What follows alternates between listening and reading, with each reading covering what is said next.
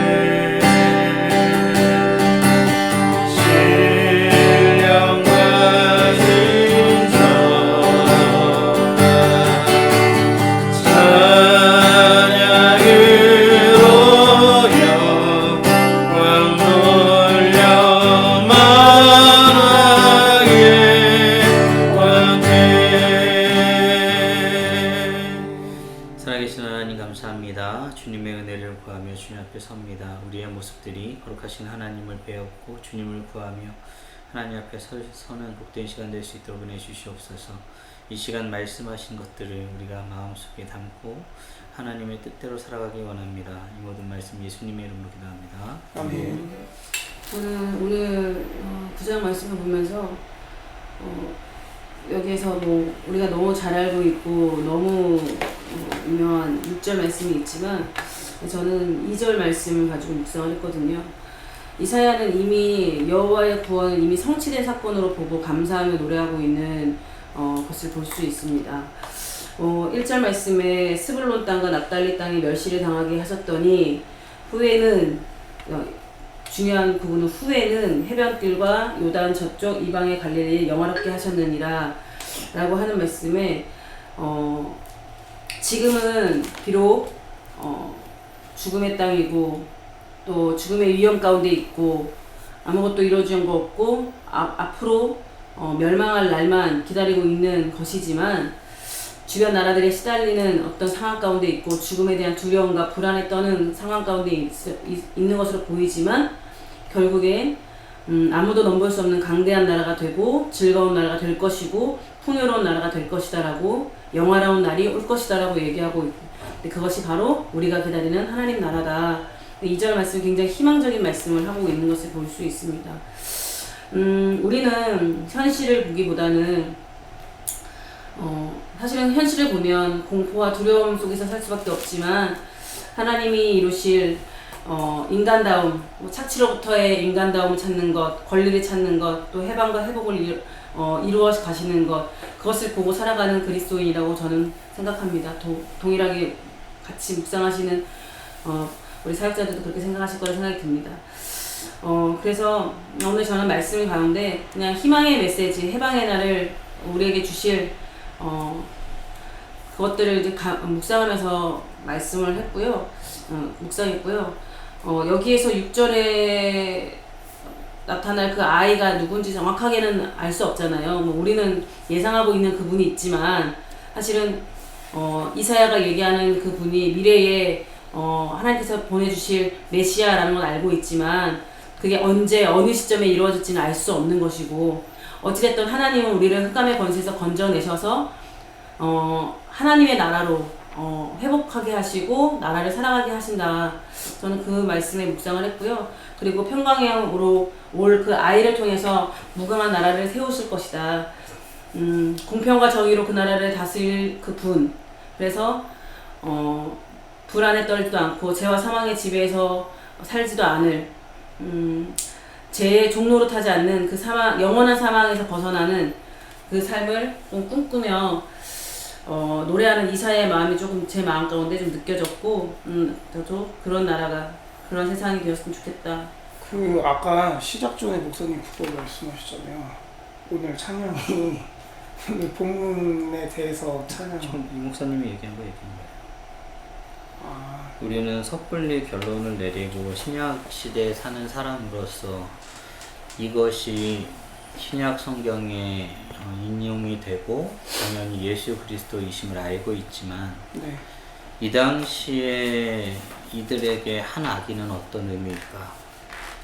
그리고 왜 한 아기일까? 이런 것들은 현장에서 받는 사람들의 이미지, 그 내용은 전혀 다른 부분일 수 있다라는 거죠. 그런데 우리가 고백하는 예수 그리스도를 맞이하는 그런 찬양을 했을 때 의도적인 것이라면 그게 틀린 것은 아니지만 본문에서 있어야 해석을 우리 시대까지 끌고 들어온 부분이기 때문에 1차적인 해석과는 조금 상이한 점이 있어서 이렇게 말씀을 드립니다. 저는 오늘 그 7절에 만군의 여호와의 열심히 일을 이루실 것이다 라는 말씀을 이렇게 중점적으로 묵상을 했는데 8절에 이어서 생각을 해보면 8장과 이어서 생각을 해보면 사실 지금 이스라엘 상황이 그렇게 좋은 상황은 아니잖아요. 그렇게 썩 좋은 상황은 아니고, 그리고 어쨌든 하나님께서 고개를 돌리신 것 같은 어쨌든 그런 상황인 거고, 그러나 그러한 상황 가운데 이 이사야가 내가 여호와의 언약을 기다리며 얼굴을 가리신 여호와를 기다리며 바라보는 그 이유가 무엇인가? 하나님의 열심히 일을 분명히 이루실 것이기 때문에, 그래서 그의 언약을 따라 그의 나라를 이루실 어떤 하나님에 대한 신뢰, 그리고 이를 성취하실 것이고 또 성취하신 여호와를 신뢰하자. 우리는 아까 말씀하셨던 것처럼 예수 그리스도로 말미암아 이를 회복하셨다는 것을 이미 알고 있지만 이 당시에 사람들에게 이사야가 말하고자 했던 것은 어떤 그 여호와의 열심 그리고 여호와의 언약을 신뢰하자 함이 아니었을까라는 생각이 들었습니다. 그래서 지금에 비춰서 저 자신을 좀 살펴보면 어제 큐티랑 좀 많이 겹치는 것 같아요. 어떤 상황 속에서 여호와의 열심, 여호와의 언약을 정말 신뢰하고 있는가, 아니면 계속해서 지속적으로 말씀은 이렇게 말하고 있는데 나는 현실을 보았을 때 자꾸만 거기서 부딪히는 것은 아닌가.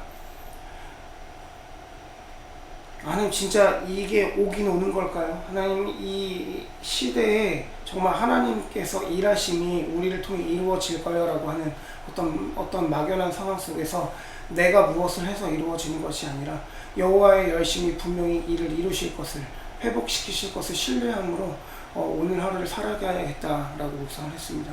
그래서 적용하는 것은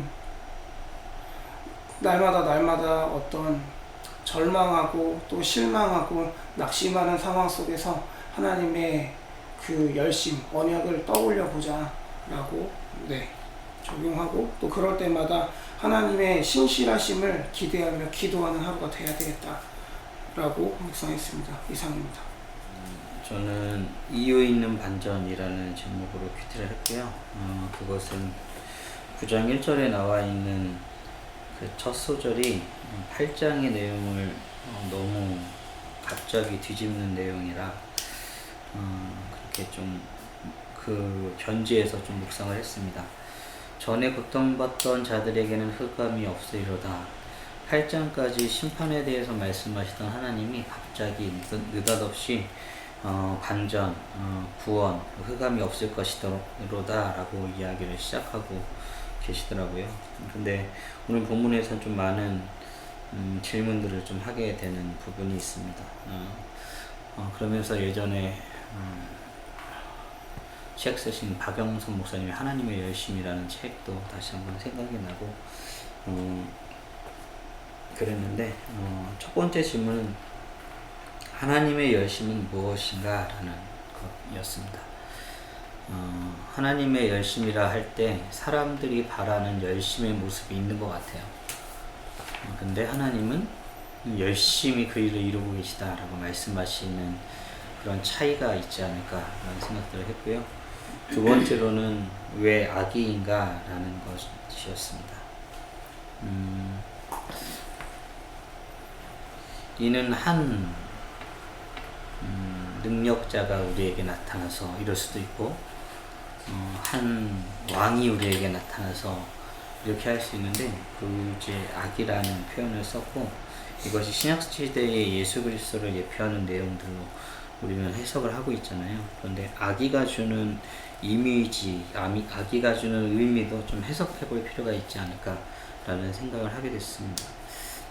하나님은 심판을 말씀하시지만 또한 새로운 일을 준비하시고 시작하셨습니다. 참 재밌는 표현은 6절에 이는 한 아기가 우리에게 낳고 하면서 과거형으로 표현을 하고 있더라고요. 그러니까 이미 하나님은 심판 가운데에 이미 시작하신 일, 이미 결정하신 일들이 있다라고 말씀하시는 것 같습니다. 어려움과 고통에서 즐거움으로의 변화가 옵니다. 그 핵심에는 악의가 있었습니다. 하나님의 뜻은 사람이 알 수 없는 방식으로 이루어집니다. 하나님의 구원이시라는 뜻의 이사야가 한 6장에서 하나님의 부름을 받고 그가 하는 행위는 무엇이었냐면 하나님의 계시의 내용들을 봉함하는 거였습니다. 이게 참 놀라운 역설인 것 같아요. 하나님의 부름을 받았을 때 우리가 그리는 이미지가 있잖아요. 복음을 전해야 되고 환난 가운데서 구원해야 되고 일으켜야 되고 이게 우리의 본분이잖아요. 근데 내가 여기 있습니다. 나를 보내소서 했을 때 하나님은 야, 다 감춰. 깨닫지 못하게 두려워 죽겠어. 저 백성들이 깨닫지 않았으면 좋겠어 라는 말씀을 대놓고 하시는 그 역설을 보게 되면서 하나님의 열심은 우리와 다를 수 있구나 라는 생각들을 좀 해보게 됐습니다. 또한 그 아들들의 이름이 하나님의 주권을 말하고 있는 듯 합니다. 남은 자들이 돌아올 것이다 라는 첫째 아들과 노략이 곧 있을 것이다 라는 그 둘째 아들의 이름을 볼 때에 하나님은 자신의 주권을 그대로 행하고 계신 것입니다. 하나님이 정하신 것은 곧 사실이 됩니다. 자신의 말씀을 스스로 먹지 않으시고 변개치 않으시는 분으로서 하나님이 정하시면 됩니다. 그런 의미에서 9장 1절의 말씀이 해석이 되더라고요. 전에 고통받던 자들에게는 흑암이 없으리로다. 옛적에는 여호와께서 스불론 땅과 납달리 땅이 멸시를 당하게 하셨더니 후에는 해변길과 요단 저쪽 이쪽이 영화롭게 하셨느니라. 야, 내가 이렇게 했어 라고 말씀하시는 것 같습니다.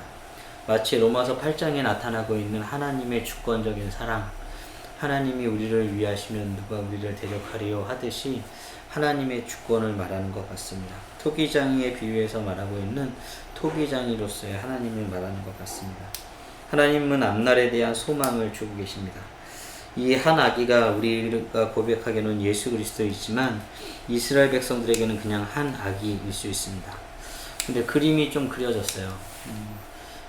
이사야 6장부터 나와 있는 6장이 이렇게 표현하고 있잖아요. 10분의 1이 남을 것이고 그들도 황폐케 될 것이고 남은 자들 중에도 황폐케 되어지고 그 중에 남은 그루터기가 거룩한 씨앗이다 라고 말하고 계시는데 황폐한 가운데 태어난 아기는 어떤 의미일까 라는 생각들을 좀 해보게 되었습니다.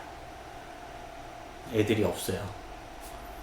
수많은 아이들이 뛰어놀고 제잘거리고 하던 평화로운 땅이 황폐케 되어서 우는 아이의 소리가 들리지 않고 웃는 아이들의 모습이 보이지 않는 곳에 태어난 아기는 어떤 의미일까? 이 하나님의 열심이라는 책을 쓰신 박연성 목사님도 한 아기에 대해서 미래와 소망에 대한 것이다 라고 이스라엘 백성들이 받아들였을 것이라고 해석을 하고 계시더라고요. 저도 동일하게 고백하고 있습니다. 미래와 소망에 대한 것을 주신 것이죠. 어찌됐던 이스라엘 백성들이 모른다, 구체적인 것을 알 수 없다 할지라도 하나님은 지금 확실한 미래에 대한 소망을 하나님의 주권으로서 알려주고 계시는 것입니다. 그래서 하나님의 이유 있는 반전은 하나님의 기쁘신 뜻이라고 저는 해석을 하고 있습니다. 그런 의미에서 하나님이 소망의 주권자 되심을 오늘 고백하는 내 스스로 고백하고 뿐만 아니라 이웃에게 나누는 것으로 좀 묵상을 마쳤습니다. 기도하겠습니다. 어둠을 밝히는 빛 나 되기 원하네. 아버지여 나를 사용하소서. 주님이 찾으시는 주님이 바라시는 예배자의 삶을